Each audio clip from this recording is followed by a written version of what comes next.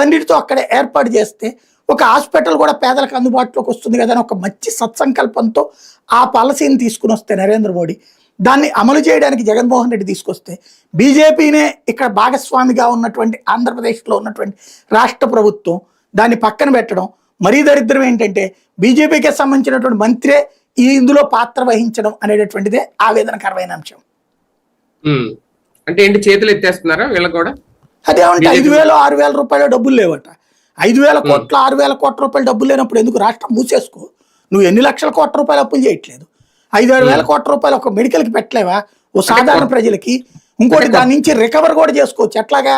ఇప్పుడు నువ్వు ఆరోగ్యశ్రీ అని చెప్పి ప్రైవేట్ ఆసుపత్రికి డబ్బులు తగలేస్తున్నావు కదా, అదేదో నీ హాస్పిటల్ బాగు చేసుకుని నీ హాస్పిటల్ డాక్టర్కి 10% ఆపరేషన్ చేసినందుకు ఎంత డబ్బులు ఇస్తానని చెప్పు, నీ డాక్టర్లే చేస్తారు. అవసరమైతే ప్రైవేట్ డాక్టర్లు వచ్చి ఇక్కడ చేయమని చెప్పు, చేస్తారు. ఎక్విప్మెంట్ నువ్వు ఇయ్యి, తద్వారా నీకు ₹1,00,000 అయ్యేటటువంటి ఖర్చు 30-40 వేలలోనైతే 60,000 మిగులుతుంది కదా, నీ సంపద సృష్టిలో అది ఉపయోగపడుతుంది కదా. ఎందుకు చేసుకోరు ఇదంతా?